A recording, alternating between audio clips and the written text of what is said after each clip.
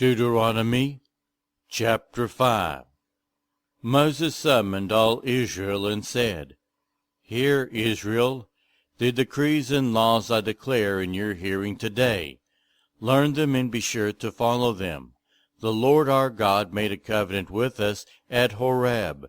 It was not with our ancestors that the Lord made this covenant, but with us, with all of us who are alive here today. The Lord spoke to you face to face out of the fire on the mountain.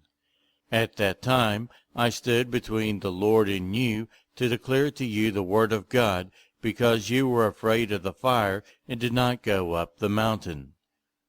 And he said, I am the Lord your God, who brought you out of Egypt, out of the land of slavery. You shall have no other gods before me. You shall not make for yourself an image in the form of anything in heaven above, or on the earth beneath, or in the waters below. You shall not bow down to them or worship them.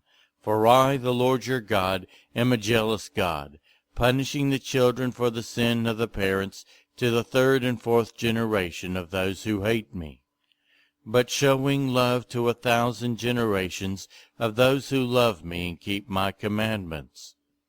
You shall not misuse the name of the Lord your God, for the Lord will not hold anyone guiltless who misuses his name. Observe the Sabbath day by keeping it holy, as the Lord your God has commanded you. 6 days you shall labor and do all your work, but the seventh day is a Sabbath to the Lord your God. On it you shall not do any work, neither you, nor your son or daughter, nor your male or female servant, nor your ox, your donkey, or any of your animals, nor any foreigner residing in your towns, so that your male and female servants may rest, as you do. Remember that you were slaves in Egypt, and that the Lord your God brought you out of there with a mighty hand and an outstretched arm. Therefore the Lord your God has commanded you to observe the Sabbath day. Honor your father and mother, as the Lord your God has commanded you, so that you may live long, and that it may go well with you in the land the Lord your God is giving you. You shall not murder. You shall not commit adultery. You shall not steal. You shall not give false testimony against your neighbor.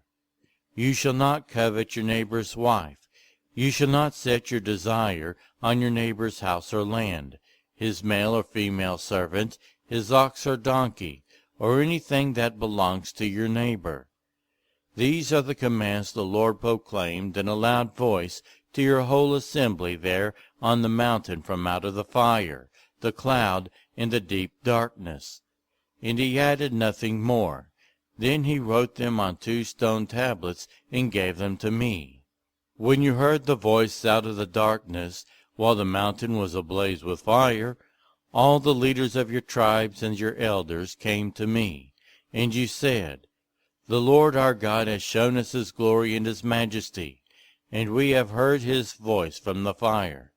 Today we have seen that a person can live, even if God speaks with him. But now, why should we die?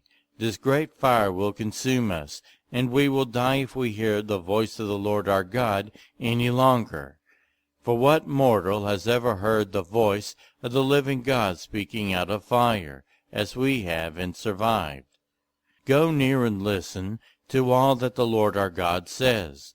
Then tell us whatever the Lord our God tells you, we will listen and obey.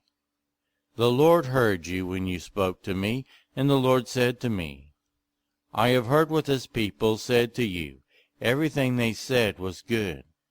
Oh, that their hearts would be inclined to fear me, and keep my commandments always, so that it might go well with them and their children forever.